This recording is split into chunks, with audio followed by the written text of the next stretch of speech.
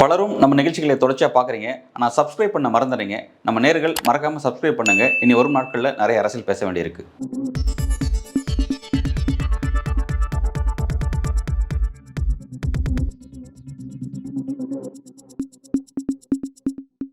News focus Tamil நேயர்களுக்கு வணக்கம். கடந்த சில மாதங்களாகவே திமுகவுக்கும் காங்கிரஸுக்குமான கூட்டணிக்குள்ள தொடர்ச்சியான சலசலப்பு நீடிச்சுக்கிட்டே இருக்கு.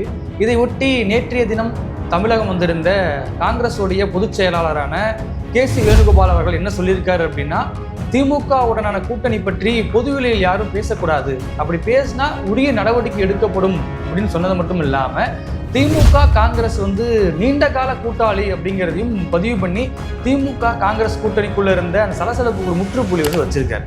இந்த முற்றுப்புள்ளி வைத்திருந்தாலும் இதில் பின்னணியை பார்த்தாதான் நம்மளால புரிஞ்சுக்க முடியும். என்ன அப்படின்னா, தமிழ்நாடு 2026 சட்டமன்ற தேர்தலுக்கான பேச்சு தொடங்கப்பட்ட காலத்திலிருந்தே காங்கிரஸ் சைட்ல இருந்து ஆட்சியிலையும் பங்கு அதிகாரத்திலையும் பங்குங்கிற அந்த வாதம், அந்த கருத்து தொடர்ச்சியா வர தொடங்கிருச்சு. குறிப்பா 70 நாட்களுக்கு முன்னாடியே காங்கிரஸ் சைட்ல இருந்து திமுக கூட கூட்டணி பேச்சுவார்த்தை நடத்துவதற்காக காங்கிரஸ் தலைமையில 5 பேர் கொண்ட குழுவையும் அமைச்சிட்டாங்க. ஆனா திமுக சைட்ல இருந்து அதுக்கான பேச்சுவார்த்தைக்கான குழு அமைக்கப்படாம இருந்தது. இது ஒரு சூழலா இருந்தாலும் காங்கிரஸோடைய எம்பியான மாணிக்கம் தாகூர் அவர்கள் தொடர்ச்சியா ஒரு கருத்தை வலியுறுத்திட்டே வந்தார். என்ன அப்படின்னா, 58 ஆண்டுகளா காங்கிரஸ் தமிழ்நாட்டில் ஆட்சி அதிகாரத்தில் இல்லை, அதனால ஆட்சி அதிகாரத்தில் பங்கு வேண்டும், கூடுதலா சீட்டு வேணும் அப்படின்னு கேட்டிருந்தாரு.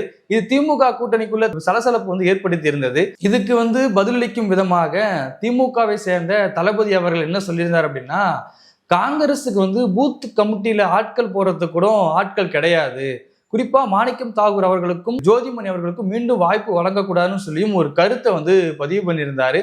இந்த கருத்துக்கு ஜோதிமணி அவர்களும் சரி, மாணிக்கம் தாகூர் அவர்களும் கடும் எதிர்ப்பையும் தெரிவிச்சிருந்தாங்க. தளபதி அவர்கள் மீது நடவடிக்கை எடுக்கணும்னு சொல்லியும் திமுக மேலிடத்துக்கு தொடர்ச்சியா வலியுறுத்திட்டே இருந்தாங்க. ஆனா திமுக அதுக்கு செவி சாய்க்கிற மாதிரி இல்லை.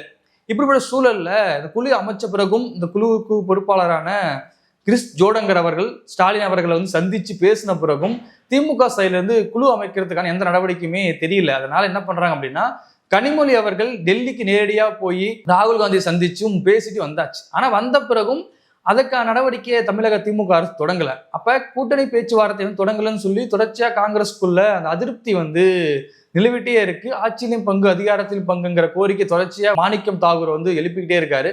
ஆனா இதுக்கு காங்கிரஸ் மேலிடத்திலிருந்து எந்த ஒரு எதிர்ப்போ எந்த ஒரு பதிலுமே கொடுக்கப்படாம இருந்தது. இப்படி இருக்கக்கூடிய சூழல்ல திமுகவை சேர்ந்த அமைச்சரான ராஜகண்ணப்பன் அவர்கள் என்ன சொல்லியிருந்தார் அப்படின்னா, காங்கிரஸ் வந்தாலும் வரட்டும், வராட்டும் போகட்டும் அப்படிங்கிற ஒரு கருத்தை பதிவு பண்ணியிருந்தார். ஆல்ரெடி காங்கிரஸ்குள்ள இருந்த புகைச்சல் இது மேலும் ஒரு புகைச்சலை தான் உண்டாக்கி இருந்தது. இதுக்கும் காங்கிரஸ் சைட்ல இருந்து பலத்த எதிர்ப்பும் வந்துட்டே இருந்துச்சு. காங்கிரஸில் புதிதாக நியமிக்கப்பட்ட மாவட்ட தலைவர்களுக்கான பயிற்சி பட்டறை வகுப்பு டெல்லியில் நடைபெற்றது. இதுல ராகுல் காந்தி அவர்கள், மல்லிகார்ஜுன் கார்கே அவர்கள்லாம் கலந்துக்கிட்டாங்க. தமிழகத்திலிருந்து 78க்கும் மேற்பட்ட மாவட்ட தலைவர் கலந்துக்கிட்டாங்க. அந்த கூட்டத்திலுமே ஒரு சில நபர்கள் திமுக கூட்டணியை நாம் நீடிக்கணும்னு சொல்லி வலியுறுத்தியதாகவும், இன்னும் மாவட்ட தலைவர்கள் என்ன வலியுறுத்துறாங்க அப்படின்னா, தாவேகா கூட கூட்டணி சேரணும், தாவேகா கூட சீட்டு ஷேர் பண்ணணும்னு சொல்லி அந்த வாதம் முன்வைக்கப்பட்டது. தமிழக அளவிலுமே காங்கிரஸ்குள்ள இருக்கக்கூடிய அடிமட்ட தொண்டர்கள் தாவேகா கூட காங்கிரஸ் கூட்டணி போகணுங்கிற கருத்தையும் தொடர்ச்சியா வலியுறுத்திட்டு இருந்தாங்க. காங்கிரஸ் திமுக கூட இருக்குமா அல்லது தாவேகா கூட போகுமா அப்படிங்கிற ஒரு ஊசலாட்டமும் காங்கிரஸ் செயல் இருந்ததாகவும் நம்ம கடந்த காலங்கள் பார்த்தோம். அதுக்கும் கிறிஸ் ஜோடங்கர் அவரையும் முன்னாடியே முற்றுப்புள்ளி வச்சுட்டார். நாங்கள் திமுக கூட்டணி தான் தொடருவோம் சொல்லி ஒரு முற்றுப்புள்ளி வைக்கப்பட்டிருந்தாலும் கூட்டணி பத்தியான பேச்சு தொடங்காததுனால தொடர்ச்சியா சலசலப்பு நீடிச்சுட்டே இருந்தது. டெல்லியில மாவட்ட தலைவருக்கான பயிற்சி வகுப்பு முடிஞ்ச உடனே அதை ஒட்டி பேசிய கிறிஸ் ஜோடங்கர் என்ன சொல்றாரு அப்படின்னா, 70 நாட்களுக்கு மேல நாங்கள் காத்திருக்கோம், குழு அமைச்சிட்டோம், ஆனா திமுக சைட்ல இருந்து இன்னும் குழு அமைக்கப்படலை அப்படின்னு சொல்லியும் தன் மன வருத்தத்தையும் தெரிவிச்சிருந்தாரு. இதற்கு இந்த மன வருத்தத்தை காது கொடுத்து கேட்ட ஸ்டாலின் அவர்கள் என்ன சொல்லியிருந்தார் அப்படின்னா, பிப்ரவரி 22ஆம் தேதி கூட்டணிக்கான பேச்சுவார்த்தை தொடங்கும்னு சொல்லியும் ஒரு அறிவிப்பு விட்டிருந்தாரு. இது காங்கிரஸ்குள்ள ஒரு ஆறுதலை ஏற்படுத்தியிருந்தாலும் அதன் பிறகு ஸ்டாலின் அவர்கள் போட்ட குண்டு பயங்கரமா காங்கிரஸ்குள்ள வெடிக்க ஆரம்பிச்சு. அப்படி என்ன குண்டு போட்டார் அப்படின்னா, ஒரு நிகழ்வுல கலந்துகிட்டு பேசிய ஸ்டாலின் அவர்கள் ஆட்சியில பங்கு தமிழகத்துக்கு ஒத்து வராதுன்னு சொல்லி ஒரு கருத்தை பதிவு பண்ணியிருந்தாரு. இந்த கருத்துக்கு எதிர்வினை ஆற்றிய மாணிக்கம் தாகூர் அவர்கள் என்ன சொல்லியிருந்தார் அப்படின்னா, மக்கள் முடிவு செய்வார்கள், கூட்டணி ஆட்சியா அல்லது தனிக்கட்சி ஆட்சியா அப்படிங்கிறத மக்கள் முடிவு செய்வார்கள். 2006 நாங்கள் விட்டு கொடுத்துட்டோம், காங்கிரஸ் விட்டு கொடுத்துட்டோம் சொல்லி ஒரு காட்டமான ஸ்டாலின் அவர்கள் பேசிய கருத்துக்கு எதிராக ஒரு கருத்தை வந்து பேசியிருந்தாரு. இதுவுமே திமுகக்குள்ள இருக்கக்கூடிய பெருமட்ட தலைவர்கள் மத்தியில கேள்வியிலும் வந்து இவ்வளவு வந்து நம்மளை வந்து எதிர்த்து பேசுறாங்கன்னு சொல்லியும் கேள்வி வர ஆரம்பிச்சது. இப்படிப்பட்ட சூழல்ல மகளிருக்கான உரிமை தொகை வந்து 3 மாதத்துக்கான பணம் கூடுதலாக கோடை கால சிறப்பு நிதின்னு சொல்லி 2000 சேர்த்து 5000 வந்து போடப்பட்டது. இந்த 5000 போடப்பட்டது தமிழக அளவில் பெரும் வரவேற்பையும் திமுக வெற்றியை வந்து உறுதி செய்யக்கூடிய சூழல் இருக்கிறதாகவும் வந்திருந்தது.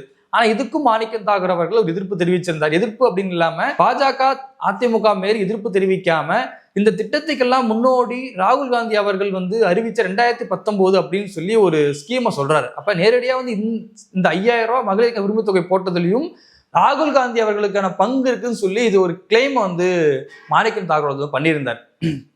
இது ஒரு பக்கம் இருந்தாலும் காங்கிரஸ்ல மிக முக்கிய பொறுப்புல இருக்கக்கூடிய பிரவீன் சக்கரவர்த்தி தொடர்ச்சியா வந்து விஜய் அவர்களை சந்திக்கிறது, தொடர்ச்சியா தாவேக்காக பேசுறதுன்னு சொல்லி அதிமுக பின்னுக்கு தள்ளி தாவேக்கா வரும் சொல்லி தொடர்ச்சியா தாவேக்கா ஆதரவு நிலைப்பாட்டையே பிரவீன் சக்கரவர்த்தி வந்து எடுத்துட்டு இருந்தார்.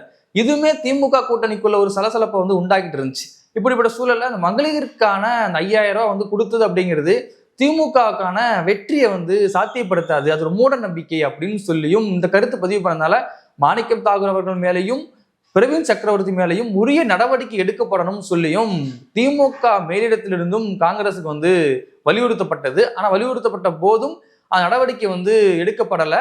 குறிப்பா இந்த நடவடிக்கை எடுக்கப்பட்டாதான் கூட்டணி பேச்சுவார்த்தை தொடங்கும் சொல்லியும் திமுக சைடிலிருந்தும் சொல்லப்பட்டது. இப்படி இருக்கக்கூடிய சூழல்ல மாணிக்கம் தாகூர் அவர்கள் தொடர்ச்சியா திமுக கூட்டணிக்குள்ள எதிர்ப்பு கருத்துக்களை வந்து பதிவு பண்ணிட்டே இருக்காரு. இது கட்டத்துக்கு மேல காங்கிரஸ் மேலிடத்துக்கு போகுது. இப்படி இருக்கக்கூடிய சூழல்ல மாணிக்கம் தாகூரை பத்தியான அறிக்கையும் செல்வ பெருந்தகை அவர்கள் மல்லிகார்ஜுன் கார்கேவிடம் கொடுத்து அதுக்கான நடவடிக்கை எடுக்க சொல்லியும் வலியுறுத்தப்பட்டது. நேற்றைய தினம் சென்னையில காங்கிரஸ் தலைமையில மோடி அரசு வந்து கொண்டு வந்திருக்கக்கூடிய இந்த 100 நாள் வேலை திட்டத்துக்கு இந்த பெயர் மாற்றின விவகாரம், இன்னொன்று கூடுதலாக 100 நாள் இருந்த வேலை திட்டத்தை 125 நாள் மாத்தினது, அது மட்டும் இல்லாம இது வரைக்கும் மத்திய அரசு கொடுத்த தொகையை பாதியை வந்து குறைச்சிட்டு 60% மத்திய அரசும் 40% வந்து மாநில அரசும் சொல்லி மாநில அரசுக்கு ஒரு சுமையை திணிக்கிற வேலையை 100 நாள் வேலை திட்டத்துக்கான திட்டத்தை வந்து அறிவிச்சிருந்தாங்க.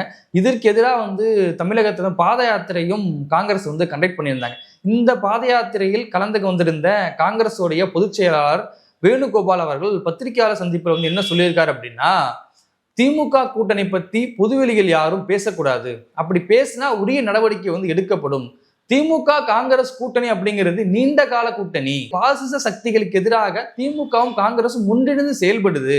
வகுப்புவாத பாசிச சக்திகளுக்கு எதிராக போராடக்கூடிய இடத்துல திமுகவும் காங்கிரஸுக்கும் ஒரு வரலாறு உண்டு, ஒரு பாரம்பரியம் உண்டுங்கிற ஒரு கருத்தையும் வந்து பதிவு பண்ணியிருந்தாரு. கூடுதலா காங்கிரஸுக்குள்ள இருக்கக்கூடிய நபர்கள் தெரிவிக்கும் கருத்து வந்து ஒட்டும் காங்கிரஸுடைய கருத்து கிடையாது, அது அவருடைய தனிப்பட்ட கருத்து. திமுக காங்கிரஸ் கூட்டணிங்கிறது தான் உறுதியான கூட்டணி அப்படிங்கிறத தெளிவுபடுத்தியிருக்காரு. இன்னொரு பக்கம் பார்த்தீங்க அப்படின்னா தாவேக்கா பாசிச எதிர்ப்புன்னு வந்து சொல்லிக்கிட்டாலும் மோடி அரசுக்கு எதிராக வந்து இது வரைக்கும் எந்த ஒரு கள நடவடிக்கையும் வந்து தாவேக்கா வந்து எடுக்கல அப்படிங்கிறது தான். அப்ப தாவேக்கா காங்கிரஸ் கூட்டணி அப்படிங்கிறது ஒருபோதும் கிடையாது அப்படிங்கிறது தெளிவுபடுத்தியிருந்தாரு. பாசிச எதிர்ப்பு நடவடிக்கையில பாசிச எதிரான வேலைகளை திமுகவும் காங்கிரசும் தான் சேர்ந்து களமாடுங்கிறத KC வேணுகோபால் அவர்கள் வந்து பதிவு பண்ணியிருக்கிறது அப்படிங்கிறது ரொம்ப முக்கியமான சம்பவம்.